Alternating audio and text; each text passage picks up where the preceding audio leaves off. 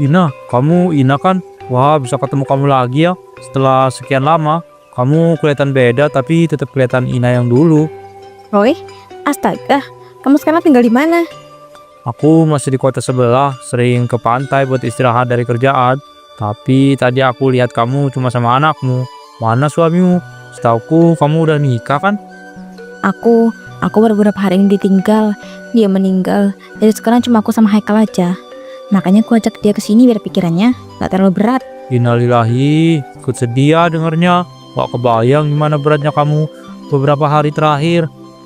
Ya, mau gimana lagi? Aku harus tetap dukung Haikal. Dia masih kecil banget, gak belum ngerti apa-apa soal kehilangan. Jadi, aku cuma bisa peluk dia, biar dia kelihatan sedih atau bingung.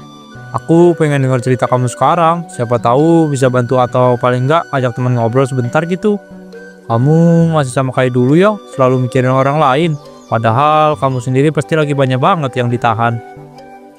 Hidup emang berubah banyak, Roy. Tapi aku coba jalanin aja. Sekarang, lebih fokus buat Haikal daripada apapun. Kamu pasti butuh waktu buat pulih. Dan aku bisa kok dengerin kamu kapanpun. Makasih ya, Roy. Aku gak nyangka loh, masih sepeduli itu. Nah, ayo pulang. Iya nak, bentar lagi pulang ya. Mama tunggu bentar ya. Mama lagi ngomong sama teman lama. Sebelum kamu pergi, boleh nggak aku minta nomor kamu? Biar suatu hari kalau kamu butuh temen atau sekadar ngobrol, kamu bisa hubungi aku. Boleh sih, tapi aku gak janji ya ngobrol banyak. Aku kan banyak harus diurusin di rumah. Hehe. Gak apa-apa Ina, aku cuma pengen tetap terhubung. Mana tahu kamu butuh sesuatu tiba-tiba kan? Anggap aja aku teman lama yang masih peduli. Nah ya, aku pamit dulu. Haikal udah rewel. Hati-hati ya pulangnya Ina. Bu Ina pun mengandang Haikal pergi menuju parkiran, lalu pulang. Sesampainya di rumah, Haikal menatap ibunya dengan rasa penasaran. Hari-hari kembali berjalan seperti biasa. Siang itu, Haikal pulang sekolah sambil menyeret tasnya yang lebih besar dari tubuhnya. Bu Ina sedang santai menonton TV. Mah, mulai apa siang ini? Aku lapar banget. Oh iya, Mama lupa masak. Ya ampun. Udah sana, beli mie instan aja ya di warung Bude, biar cepet kenyang. Ya udah, aku ganti baju dulu ya Mah. Nah. Mana uangnya Mah? Nih 5.000, cukup kan? Mau mie goreng apa mie kuah? Mau mie kuah aja Mah, yang biasa itu ya. Yaudah sana, cepet beli, nanti Mama masakin. Haikal keluar rumah, lalu kembali beberapa menit kemudian. Bu Ina pun memasakkan mie itu.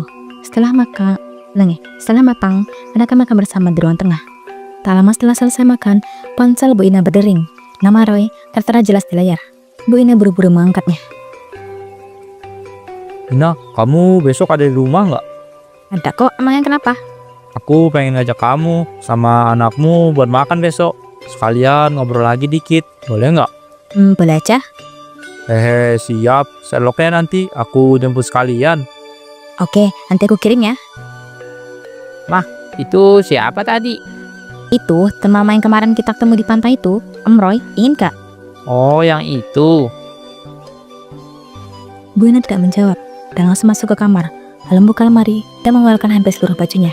Haikal mengintip dari pintu. Mama ngapain sih keluarin baju? Kamar jadi penuh gitu loh. Besok Mama keluar dulu ya. Jadi hari ini Mama mau cari baju yang pasti pakai. Terus aku gimana Mah? Kamu pulang sekolah besok, masak mie aja kayak tadi. Gampang kan? Kamu kan udah gede. Kalau Mama pergi lama kak? Gak tahu, nanti lihat aja. Yang penting kamu jangan bandel di rumah, ngerti nggak? Iya Mah, ngerti. Keesokan harinya, Haikal sudah siap memakai seragamnya, tapi tiba-tiba ia kehilangan satu kaos kakinya. Kaos kaki aku mana sih? Yang satu nggak ada. Aku udah cariin di bawah meja sama belakang pintu, tapi nggak ketemu juga. Astaga Kal, kamu tuh kalau pulang sekolah jangan asal lepas barang terus dilempar. Sekarang lihat kan gini. Tapi Mah, aku beneran lupa. Kemarin aku tuh capek banget habis lari-lari. Jadi pulang langsung aku taruh aja. Sini macanya sebentar. Kalau kamu nyimpen barang itu, jangan deket-deket pintu ya. Bisa keselip ntar. Hehe. Mah, ketemu nggak? Nih dia. Ini lagi balik pintu kamar mandi. Coba kamu ingat-ingat, kok bisa di sini? Aku kayaknya kemarin habis cuci kaki, terus aku copot di situ, terus lupa lagi. Nah kan, lupa-lupa terus. kamu tuh cuma tanggung jawab sama barangmu sendiri. Iya mah iya, besok aku taruh di rak deh. Sekarang sana cepat berangkat. Udah agak siang nih, telat kamu ntar. Nggak mau kamu dihukum ya. Aku pergi dulu ya mah. Haikal pergi dengan tergesa.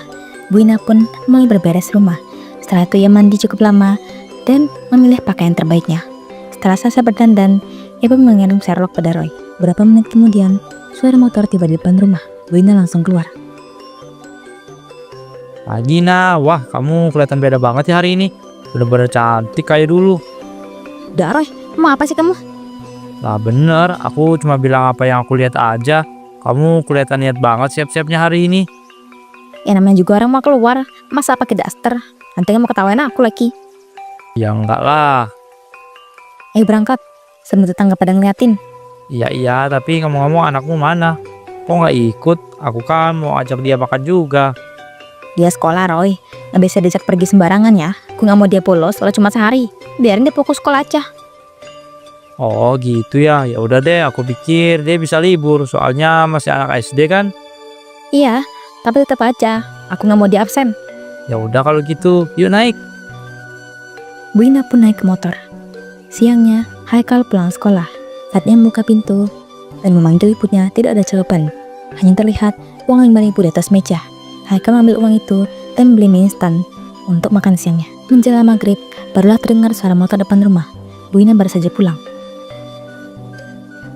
Mah, kok lama banget sih mau pulangnya?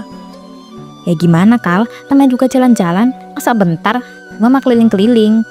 Tapi kan mah ini udah gelap. Aku kira mama nggak pulang. Aku takut sendiri.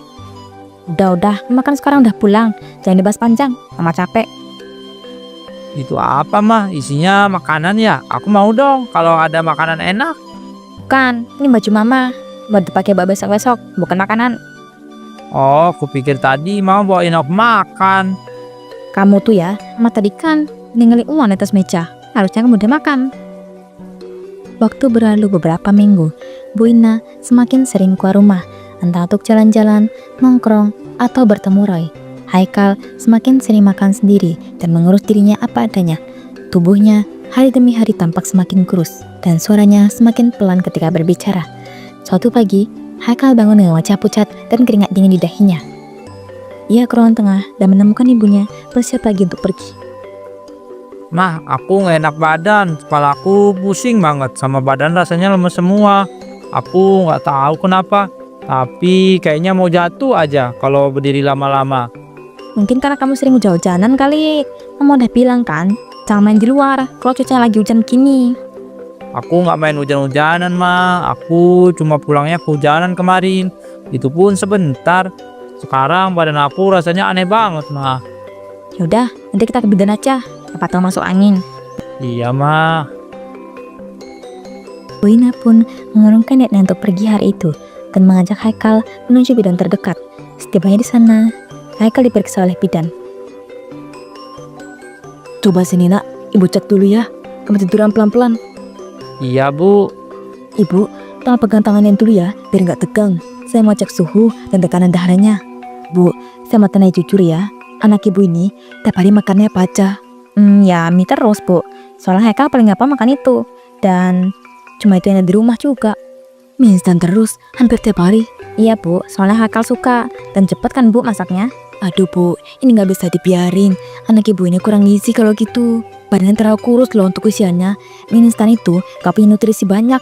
Apalagi kalau dikasih terus menerus tanpa tambahan apapun. Ya saya kira nggak apa-apa bu. Soalnya baik juga kan anak-anaknya makan mie. Iya, tapi bukan tiap hari juga. Apalagi pagi siang malam. Bahaya loh bu. Lambung anak ibu ini udah mulai lemah. Ini tuh penyebab dia lemas sama pusing. Nah, ibu kasih obat ya. Tapi kamu harus makan makanan yang bener, bukan mie terus. Jadi gimana bu? Obatnya apa aja? Nih, saya kasih obat penambah nafsu makan, vitamin sama obat untuk perutnya. Tapi kalau ibu nggak perbaiki pola makan anak ibu, obat ini nggak akan bekerja. Tolong ya bu, kerjasamanya. Bu Ina mengangguk. Setelah selesai, mereka pun pulang. Sampai di rumah, Bu Ina membuka kantong obat. Nih, obat dulu Kal. Bidan bilang harus minum sekarang nih, biar badan kamu agak mendingan. Abis itu kamu tidur ya. Iya mah. Tidur di kamarmu ya. Mama cek. Sekarang minum dulu deh, biar cepat sembuh. Haikal minum obat itu, lalu berbaring sambil memegangi selimutnya. Tubuhnya kurus dan lemas. Lusa paginya, Buna sedang membuka buku sobat. Lusa paginya, Buna sedang membuka buku sobat. Udara agak dingin, membuat ruang kecil itu terasa tambah muram. Nih Kal obatnya, supaya badan kamu gak makin drop. Abis ini, Mama pergi lagi ya. Pergi lagi? Aku takut. Mama bakal lama di luar kayak kemarin. Aduh, Mama cuma kesalahan bentar kok. Cuma mau rapin rambut, gak akan lama. Mas, kali ini aja ya, gak usah keluar. Aku pengen mama di rumah aja. Haikal, Mama juga manusia yang butuh waktu buat diri sendiri. Yang bikin Mama kesel deh. Aku bukannya mau nyusahin mah, cuma kalau mau pergi terus, aku tuh sendirian terus loh. Aku jadi takut. Kamu kan tinggal tidur, nanti juga gak kerasa kok mau pergi sebentar. Jangan bikin ribet. Tapi mah bisa nggak mama nunggu aku tidur dulu, biar nggak merasa ditinggalin. Ya ampun, makin baik maunya aja kamu. Udahlah, pergi dulu lah. Bu Ina bergegas keluar dengan kesal. Ia pergi ke salon dan menghabiskan waktu sekitar 2 jam. Namun tiba-tiba di tengah suasana santai itu terdengar kegaduhan di luar. Suara apa tuh? Kok kayak teriak-teriak?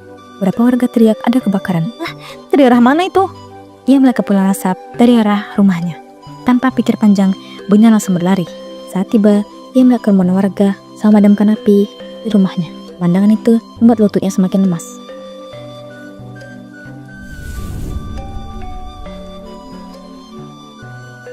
Haikal, anak aku di dalam. Lepasin saya, anak saya di dalam. Tolong biarin saya masuk. Haikal, jawab Mama. Tolong jangan tinggalin Mama. Mah, aku di sini mah. Loh Haikal, kamu hidup nak? Ya Tuhan nak, Mama kira aku masih di dalam. Mama nyesel banget ninggalin kamu. Mama janji nak, Mama gak akan ninggalin kamu lagi. Bu Ina meluk Haikal dengan erat sambil menangis. Sejak saat itu, ia sadar hampir saja kehilangan buah hati tersayangnya.